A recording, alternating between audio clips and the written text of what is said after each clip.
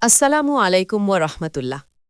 আরব সাগরে কি শুরু হয়ে গেল অঘোষিত যুদ্ধ, যেখানে বিশ্বের সবচেয়ে শক্তিশালী নৌবহর কাঁপছে মাত্র $20,000 ড্রোনে?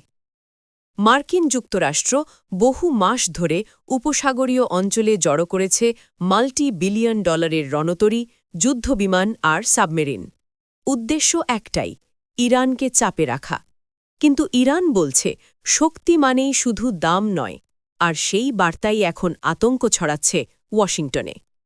তাসনিম নিউজ এজেন্সির দাবি, মার্কিন রণতরী ইউএসএস এব্রাহাম লিঙ্কনের দিকে পাঠানো হয় ইরানের শাহেদ 129 ড্রোন।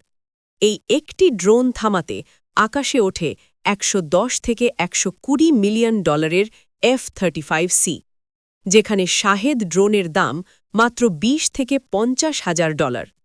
একটি সস্তা ড্রোন থামাতে সক্রিয় হয় বিশ্বের সবচেয়ে দামি যুদ্ধবিমান। ইরানের দাবি, ড্রোনটি ভূপাতিত হওয়ার আগেই ছবি ও ভিডিও পাঠিয়ে সফলভাবে মিশন শেষ করেছে।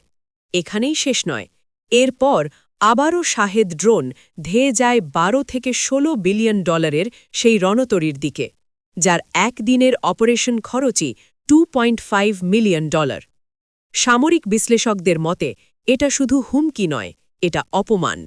ইরানের সস্তা ড্রোন আর ছোট গানবোট যদি এভাবে কাঁপিয়ে দেয় মাল্টি-বিলিয়ন ডলারের আর্মাডা, তাহলে সত্যিকারের যুদ্ধ শুরু হলে কে টিকবে শেষ পর্যন্ত? নতুন খবর, নতুন আপডেট, এমএনই নিউজে চোখ রাখুন।